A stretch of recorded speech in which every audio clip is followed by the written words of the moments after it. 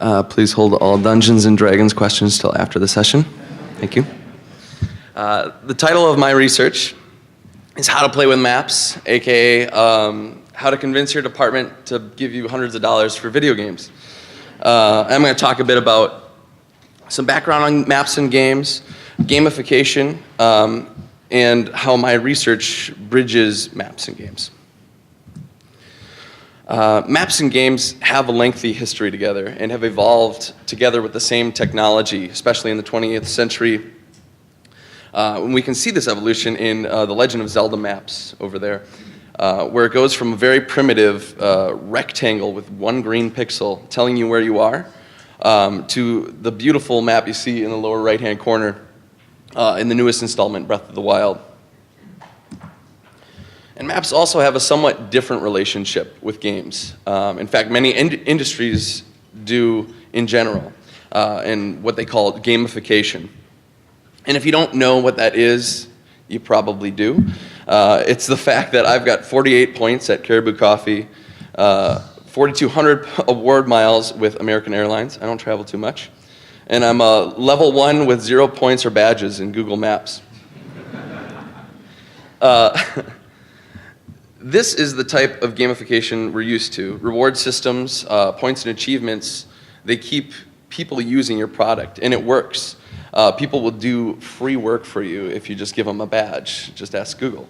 But what if we're not designing a map for repeated use? Or if we are, maybe a reward system isn't appropriate or seems possible. In fact, reward systems are just a small subset of how you can gamify something. Another very popular game element included in maps is narrative or story. And it's not that stories originated in games, but are definitely an important aspect of video games today. What other elements are there? And what other elements of games could we use to improve the maps we make? And now that I've beaten the word gamification to death, I want you to forget it and replace it with a prettier sounding gameful design. Yes. We're going to come back to this and act like you never heard gamification, but I want to talk more about this relationship between maps and games. I was really inspired by this relationship and my own relationship with maps. The first map I really used was a video game map, and I used it to navigate the world. It was a paper map that came with the game. And with so many video game players in today's world without driver's licenses, these are the first maps they're seeing and they're using. And it really inspired me to base my thesis around that. Playful maps are nearly identical to maps in the real world, or traditional maps, maps for work. They represent information to aid the user in completing some task, like wayfinding or learning new information. They fall within the same cartographic principles of representation and interaction. However, maps in games are always a part of some larger purpose, and that purpose is to facilitate gameplay, so you have fun. And this is the biggest difference between traditional maps and playful maps. So I conducted a quantitative content analysis of playful maps in video games to examine these design choices. As we all know, the design choices you make are directly related to the purpose of the map and why you're making that map. So maps designed for play versus work are going to have a lot of different design choices and a lot of different reasonings behind those. So I created 153 codes to analyze 71 maps in 50 games in a 5-year span, 2012 to 2016. And the codes that I use surround 4 categories of gameful design. They're concepts that I gathered from a number of sources on what makes a game and its map good. And I'm going to talk about these categories and how they show up in video games, and then how we can possibly bring some of those lessons back into cartography.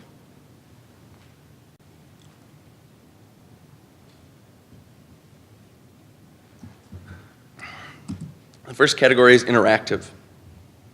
So when we think about playful maps in games, first we need to think about games themselves and how the map fits into it all.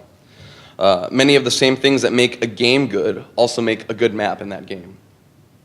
And interactivity is one of the defining traits of a game.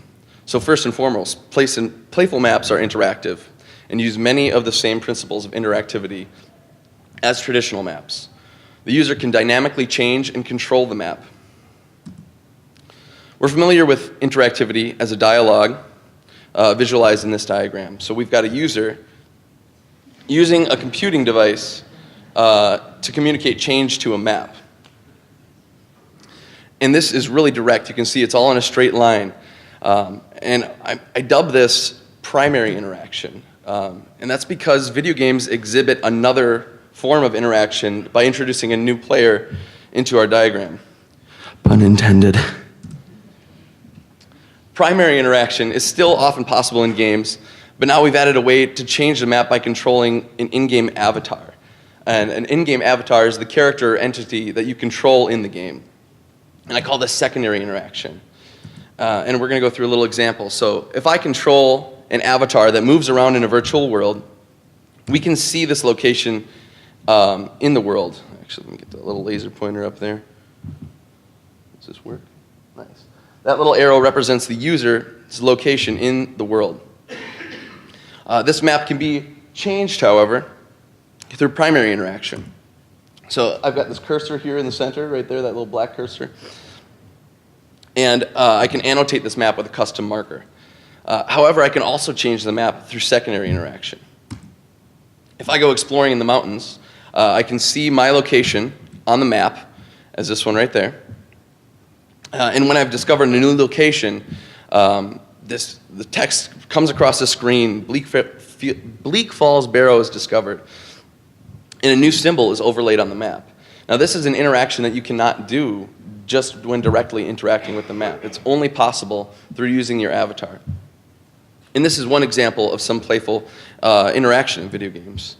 And so secondary interaction is something fairly unique to playful maps. And along with interactivity, and a possible result of it, is the immersiveness of maps. When we hear immersive and cartography or video game, we might picture virtual reality. However, immersion occurs in all sorts of media without VR. Immersion can occur in two levels: the act of playing the game and being immersed in the context or setting of the game. And what does this look like? Being immersed in the act of playing the game is called diegetic immersion. And the player needs to be immersed in the act, And this type of immersion isn't unique to video game maps. When you're reading a book or watching a movie, you're immersed in that act as well. And there are design factors of those that contribute to diegetic immersion. If I'm reading a book and the print is too small or the sentences are too complex, it's going to be difficult for me to stay focused and immersed in the act of reading the book, and I might get distracted by my thoughts. Similarly, if a map is hard to engage with, then it's hard to immerse yourself in it. If the UI is bad or the colors are confusing or garish, then it's hard to immerse yourself in the act of engaging and learning from the map. This beautiful map is from Zelda Breath of the Wild and is a good example, I think, of a map for diegetic immersion. It's got a great color palette. The UI is slick and friendly. Situated immersion is a, never thought I'd put a Spy Kids 3D picture in a slide, but here we are.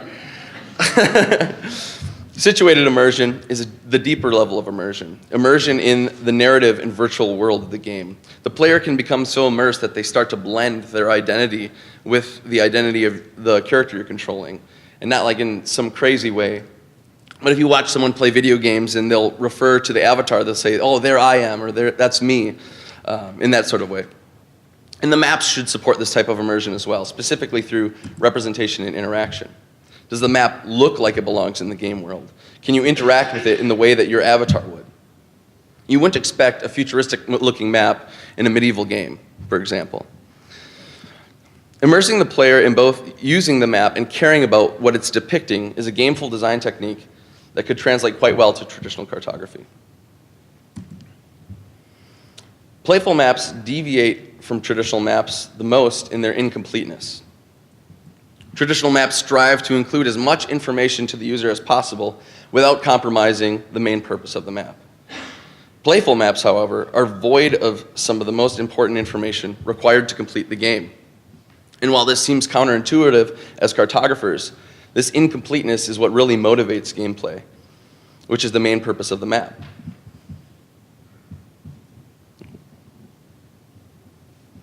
Sorry, there's a pop-up that came up. There we go. An incomplete map encourages the user to fill it out, and people have a desire to finish things. Here's an image from Zelda Breath of the Wild. I wonder if I like that game or anything. It was one of the most critically acclaimed games from 2017. And the area of the game is much bigger than what we can see. All that darkness around the edge is explorable territory. And if you're like me, it's frustrating to try and navigate in that space knowing that it can be filled out. And the first thing I did was travel to all of the provinces in the map and get that complete picture of the game space to help me navigate this massive virtual world. Finally, playful maps are inclusive.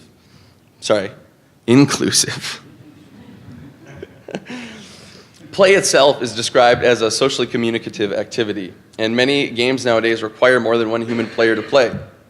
So games are often inclusive, and their maps need to serve this purpose as well. The map can serve as a tool for players to communicate about the virtual world and the task at hand.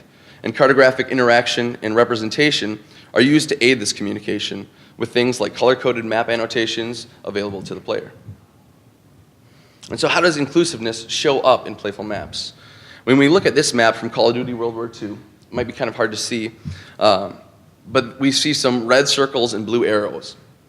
And these represent other player-controlled characters. As you could guess, opposing players are red circles and allied players are blue arrows. And these representational choices are used to depict individuals on their own systems, and they also adhere to cartographic guidelines. Inclusive interaction is widespread. Fortnite, one of the most popular games in the world right now, is very map-centric. Map use is not only encouraged, but is necessary for your success. The game creators also encourage use of the map as an interactive tool for communication. Players can annotate the map with markers when communicating with teammates on where they want to go. And while the game is online and offers voice communication, players can successfully strategize without speaking by just using the map. And so I've highlighted them in the circles, but it's still kind of hard to see. There's some color-coded annotations that each player can make. So as I showed, these traits are fairly salient in video game maps, but traditional cartography is different. The end goals are not the same, and if form follows function, then what do gamefully designed maps look like? I don't know. I'm hoping you would tell me. But I really like to compare gameful design to graphic design. Sometimes it's hard to pick out something that makes good design, but you can always apply certain principles. I really want to leave it up to you all as an incredibly creative and talented collective of cartographers, and then just take credit if you even mention being inspired by games. I do, however, have some thoughts on areas that could be influenced by the 4 I's of gameful design. Accounting for different levels of interaction. It seems weird considering that there aren't avatars in traditional cartography, but maybe it applies if we think about the user as an avatar. And distinguishing between these levels of interaction and understanding how providing one level of interaction might lead us to a better user experience, especially in things like mobile contexts, where the user's movements could commit changes to the map without touching the screen. Last year, some friends and I made Human Trafficking at Home, an interactive map highlighting human trafficking in the United States. We really wanted to situate the user within the map and the phenomenon itself, as it can happen anywhere, and people can easily be part of the solution. Immersing your user in the map and the story the map is telling makes it more memorable and gives the user a bigger reason to care about it. Incompleteness is motivating, especially in cases where interactivity is present. And so hiding some information and leaving a trail of crumbs for the user to complete the map can encourage them to use your map more often. In Mario Kart, you can race against people across space and time and watch their every move through the course. Even when going against someone's record, you race against their ghost of that person, and that follows every path that they took. Inclusiveness is all about interacting with other people and closely related to geo-collaboration in traditional cartography. People in many contexts work across space and time, and video games could provide a possible solution for that. So there's the 4 I's of playful maps: interactivity, immersiveness, incompleteness, and inclusiveness. You can design a map or any product gamefully by thinking about these 4 things. And just like any other design, it may take some skill and finesse, but ultimately could help make your end product as likable and memorable as your favorite game. Thank you.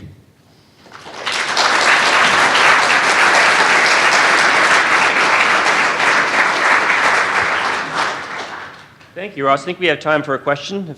And do you want to belt it out? Sure. Do you see any specific trends in game maps lately that might be mapped on interactive mapping that might work well in a real-world situation? So the question was, do I see any current trends in game maps that might translate well to the real world? There's some really interesting stuff that goes on. I'm going to talk about Zelda Breath of the Wild again. But in that game, you can annotate the world with augmented reality in the game. So your character has this augmented reality thing, and you look at this one landscape, and let's say I want to go to that mountain. You'll click a button, and a marker appears on that mountain, and then you look to your map, and it's right there. So I think that's something that could totally be done in real world, you know? And it's amazing to think about some of these interactions, so, yeah. All right, once again, let's thank Ross for his talk.